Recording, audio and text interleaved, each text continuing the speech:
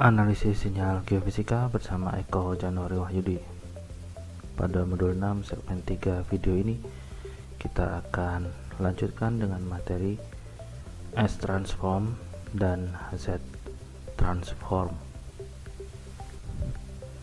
Pada bagian ini kita akan membaca beberapa hal berkaitan dengan S transform dan Z transform. Kita mulai dulu sebelumnya dengan eigenfunction dari properti sistem LTI. Seperti yang kita sudah pelajari dari sistem LTI, kita punya sinyal input dan sinyal output. X fungsi T sebagai sinyal input, Y fungsi T sebagai sinyal output. Sinyal input berupa E pangkat S0T, kemudian kita punya H fungsi S, dan outputnya adalah X fungsi T dikalikan H fungsi S0. Input dari sistem seperti yang sudah disebutkan tadi adalah E pangkat S0T sama dengan E pangkat sigma 0T dikali E pangkat J omega 0T, dan output dari sistem adalah sama seperti input yang dikalikan dengan suatu nilai kompleks H besar fungsi S0, di mana H fungsi S merupakan transformasi S atau Laplace transform. Jadi Laplace transform itu adalah transformasi S dari H fungsi T, atau Laplace transform dari impulse response H fungsi T dari LTI system.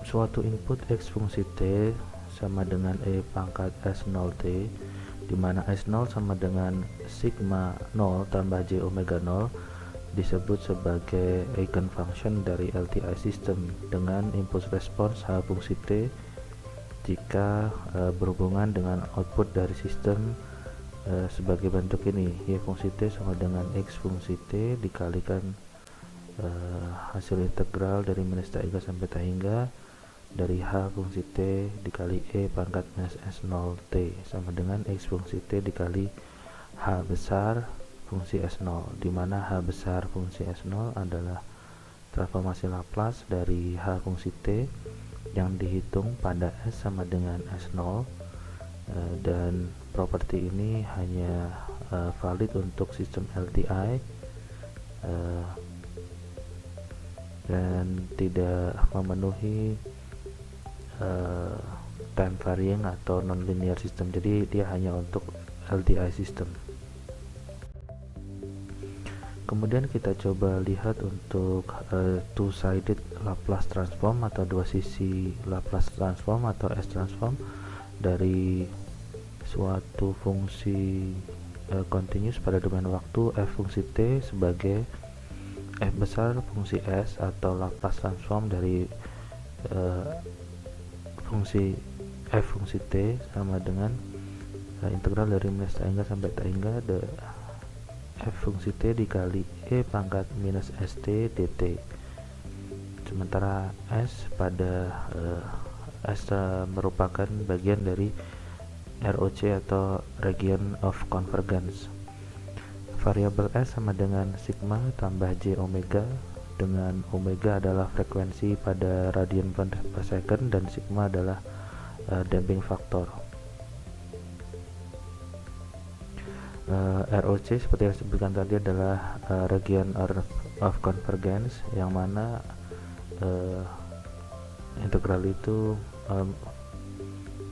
memiliki nilai atau bisa diintegralkan.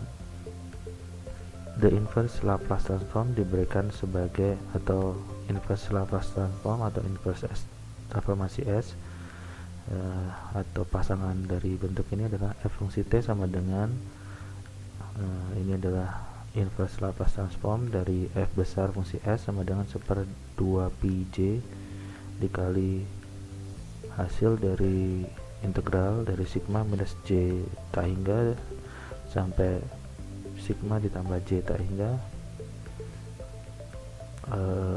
dari f besar fungsi s dikali e pangkat st ds, dimana sigma merupakan bagian dari region of convergence. Untuk satu sisi Laplace transform didefinisikan sebagai bentuk seperti ini. Langsung saja saya bacakan deskripsinya, di mana f fungsi t adalah baik itu suatu fungsi yang kausal atau terbuat menjadi suatu fungsi kausal dengan perkalian dengan unit step u fungsi t. Laplace transform satu sisi ini signifikan dapat memberikan banyak aplikasi berhubungan dengan sistem kausal dan sinyal, dan bahwa setiap sinyal atau sistem dapat diuraikan menjadi kausal dan anti kausal, dapat diuraikan menjadi komponen kausal atau anti kausal, membutuhkan hanya perhitungan dari satu sisi transformasi Laplace. Transformasi Laplace untuk sinyal tersampel ini ditunjukkan sebagai berikut. X fungsi t sama dengan sigma dari x fungsi n t besar s dikali delta fungsi t minus n t besar s, diberikan sebagai x besar fungsi s sama dengan sigma x fungsi n t besar s Laplace transform dari delta fungsi t minus n t besar s. Kemudian disederhanakan lagi menjadi bentuk sigma x fungsi n t besar s dikali e pangkat minus n s t besar s, dengan kita tentukan z sama dengan e pangkat s t besar s. Kita dapat menuliskan persamaan sebelumnya menjadi bentuk transformasi z transform dari x fungsi n t besar s sebagai Laplace transform dari fungsi xs fungsi t pada z yang dievaluasi pada e pangkat s t besar s, atau sama dengan sigma dari x fungsi n t besar s dikali z pangkat minus n.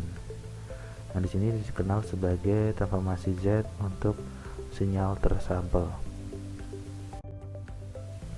Untuk dua sisi transformasi z diberikan untuk suatu sinyal diskrit, sinyal x fungsi n, x fungsiku n dari minus tak hingga sampai tak hingga untuk n nya, dimana dua sisi transformasi z diberikan sebagai x besar fungsi z sama dengan sigma n sama dengan minus tak hingga sampai tak hingga, sedangkan atau dari sigma dari x kurung siku n dikali z pangkat minus n, didefinisikan pada region of convergence atau ROC pada bidang z, bidang kompleks. Suatu sisi untuk transformasi z didefinisikan sebagai sinyal kausal x kurung siku n sama dengan 0 untuk n lebih kecil 0, atau untuk sinyal yang terbuat kausal dengan mengalihkan sinyal tersebut dengan sinyal unit step u kurung siku n. X besar 1 kurung x besar 1 fungsi z sama dengan transformasi z dari x kurung siku n dikali u kurung siku n sama dengan sigma n sama dengan 0 sampai tak hingga dari x kurung siku n dikali u kurung siku n dikali z pangkat minus n. Untuk dua sisi z transform dapat diekspresikan dalam bentuk satu sisi z transform sebagai bentuk berikut ini: x besar fungsi z sama dengan z transform dari x kurung siku n dikali u kurung siku n ditambah z transform dari x kurung siku minus n dikali u kurung siku n dari dievaluasi pada z dikurangi X kurung siku 0. Demikian untuk modul 6 segmen 3 ini. Terima kasih banyak atas segala perhatiannya, semoga bermanfaat dan have a nice day. Sampai jumpa pada video berikutnya.